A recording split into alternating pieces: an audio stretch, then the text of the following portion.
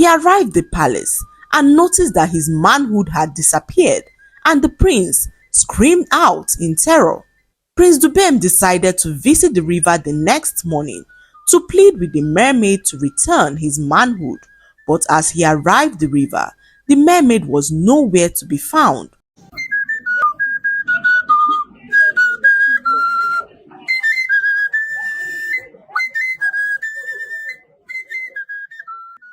Once upon a time, in the land of Odi, lived a very proud and arrogant prince named Dubem, who was feared around the kingdom.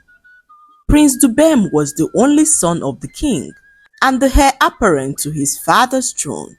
His father the king laid sick on his dying bed, and the prince could not wait for his father to die for him to be crowned king of the village. He used his power and influence to oppress his people who dreaded his coming reign. He even went as far as using his position as prince to rape some young women in the village who dared never to mention his name or tell anyone that they were raped by the prince. A young maiden named Onyeka was returning home from the farm one hot afternoon when Prince Dubem caught sight of her and made his way with her in the bushes. He forced himself on Onyeka, warning her never to breathe a word of what had happened to anyone in the village, and Onyeka, terrified of what the prince would do to her if she ever told anyone that he raped her, returned home and pretended like nothing happened. Several weeks later, Onyeka realized that she was pregnant and did not know what to do. Her old mother caught her vomiting one morning and inquired to know who got her pregnant, but Onyeka said nothing to her mother, knowing what such a revelation would do to her family and herself. As the months passed, Onyeka's pregnancy progressed and her pregnant belly was now visible. She became a laughingstock in the village as the villagers all wondered who was responsible for her pregnancy. Onyeka could not believe how her life changed within a twinkle of an eye. Her mother no longer spoke to her because she refused to reveal the man behind her pregnancy. However, Prince Dubem did not slow down on his evil sexual escapades as he continued to defile the young maidens in the village who were so terrified of him. He even went as far as raping a certain young maiden named Chinwe, who was said to get married the next morning. Chinwe pleaded with the prince, saying that she was getting married the next day and had to be a virgin for her husband, as her family had revealed to him that she was still a virgin. But Prince Dubem paid no mind to her pleas as he went ahead to have his way with her, stealing her virginity. Chinwe, unable to explain all that had happened to her family, drowned herself in the village river, and the entire village mourned her demise as they wondered what could have made her drown herself a day to her wedding. The news of Chinwe's death reached the prince, who felt no remorse for what he had done and how his vile actions were affecting the lives of his victims.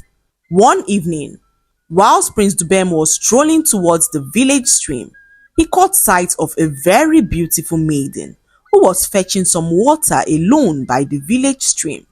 The prince, knowing that they were alone by the stream, pounced on the beautiful maiden and made his way with her. Once he was done, he noticed that the maiden made no attempt to struggle or scream, and this troubled the prince, who noticed that the maiden had transformed into a fierce-looking mermaid. Prince Dubem, terrified at what had just happened, ran away in fear as his heart raced faster than a galloping horse. He arrived at the palace and noticed that his manhood had disappeared, and the prince screamed out in terror. Prince Dubem decided to visit the river the next morning to plead with the mermaid to return his manhood, but as he arrived at the river, the mermaid was nowhere to be found.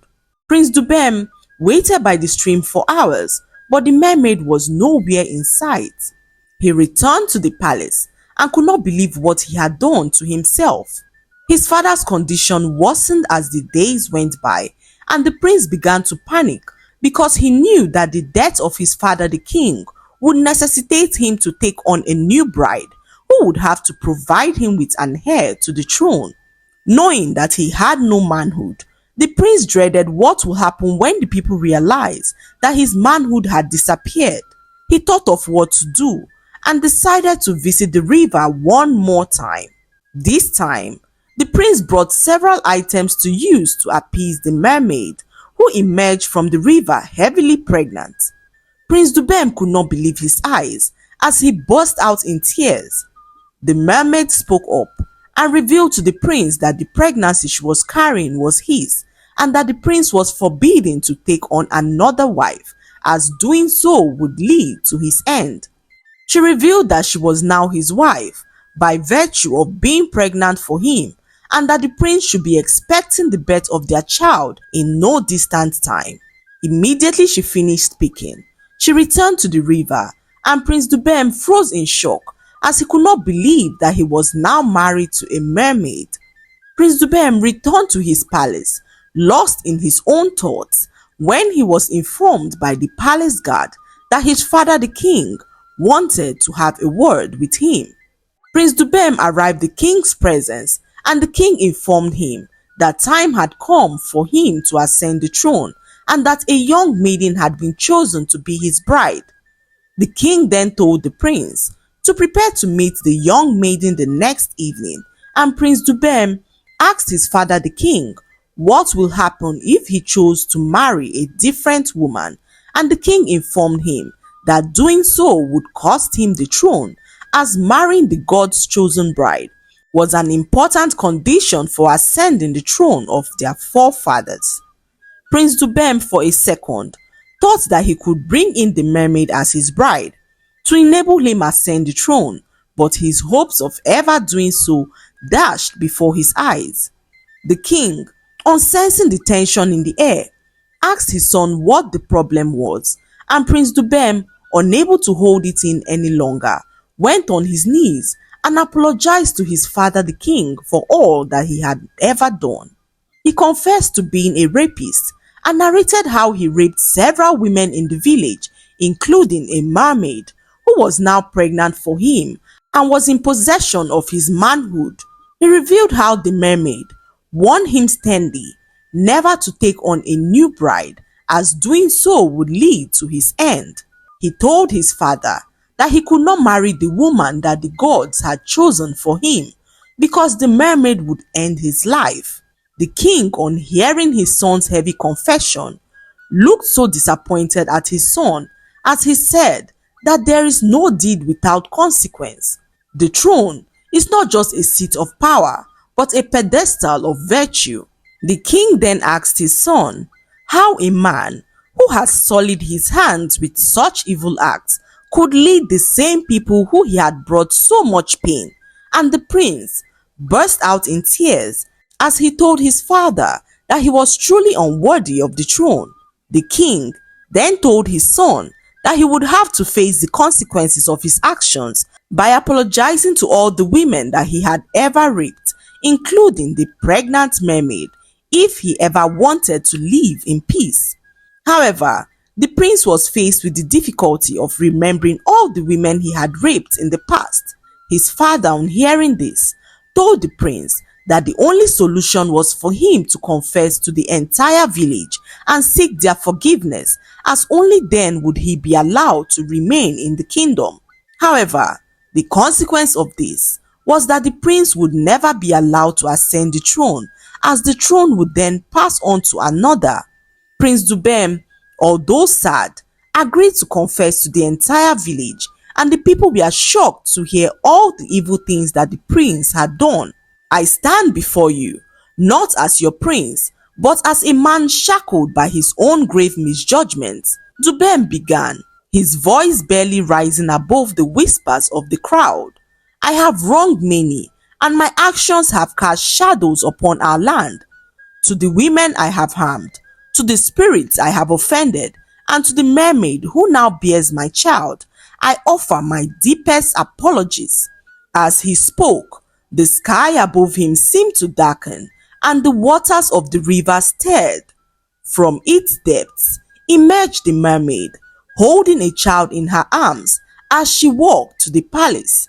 The sight was so terrifying that it hushed the entire crowd into silence.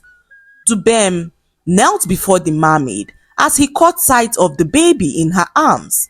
He was unsure of what would happen as the mermaid spoke up saying that their child, who was born of both land and water, would serve as a bridge between both worlds. She told Dubem that he would remain on earth and raise their child, not forgetting that he was married to her. She warned Prince Dubem never to marry another as punishment for all the terrible things that he had done, as she handed their son over to him and returned his manhood before heading back to the depths of the river. The king, on hearing all that happened on his sickbed, sent his personal guard to announce to the people that soon the throne would be passed on to another, as his son was unworthy of being crowned their king. He stated that in the coming days, a new king would be announced, and this news brought joy to the heart of the king's only brother, Mazi Okeke, who was the next in line to the throne. Mazi Okeke could not believe that he would soon become king, and the thought of this made him power drunk. Mazi Okeke then started to terrorize the people around him, forcing them to bow their heads whenever he walked past them. He even went as far as warning the villagers that the way they had been treated by Prince Dubem was nothing compared to what they would experience under his rule. His thirst for power blinded him to the virtues of leadership, and his actions soon became a mirror image of Dubem's past.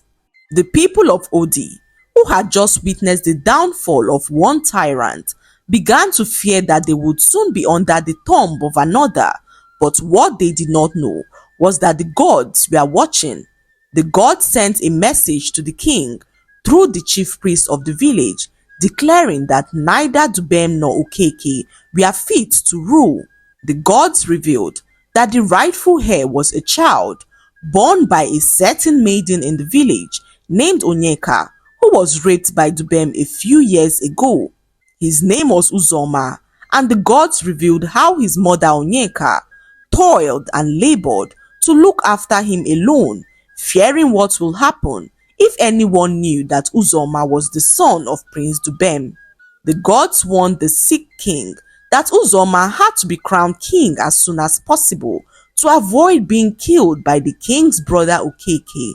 The king, knowing how dangerous and desperate his brother could be, sought out the child secretly and crowned him king before the chief priest and the gods of the land. Onyeka could not believe how the gods finally smiled down on her, as she now became the mother of the king. By the time Okeke caught wind of the information, Uzoma had already been crowned king, and this angered him greatly, as his hopes of becoming king dashed before his eyes. Okeke, fueled by his rage and desire for the throne that he believed was rightfully his, plotted to kill the young king Uzoma. His plans, however, were thwarted by the little king's mother Onyeka, who stood guard and protected her son from Okeke. Okeke was then sent away from the palace by the little king, who warned him never to come close to the palace again because of his evil actions. The little king Uzoma's reign began with the promise of peace and the wisdom of the gods guiding him. Under the care of his mother and the tutelage of his grandfather, Uzoma grew to be a wise and just ruler, loved by all. He united the land and brought prosperity to Odi. As for Prince Dubem, he apologized to Onyeka and his son for all that he put them through. He later moved out of the palace and spent his days in quiet seclusion, raising the son that he had with the mermaid. The child, named Eze, was indeed a bridge between the two worlds, as he interacted perfectly with animals and the fishes in the sea. His mother, the mermaid, visited at intervals, and Prince Dubem lived all his life married to the mermaid, unable to marry another. The lesson to be learned from this story is that our actions always have consequences. Do not oppress others because you have the power to do so, because no bad deed would ever go unpunished. Leadership is a privilege to serve, not an opportunity to dominate and terrorize your subjects. Always be humble, no matter the position you find yourself, as a true leader serves his people and leads from the front. I hope you enjoyed the story. Like, subscribe, and leave a comment. It helps us grow our channel. I'll see you in our next story. Bye.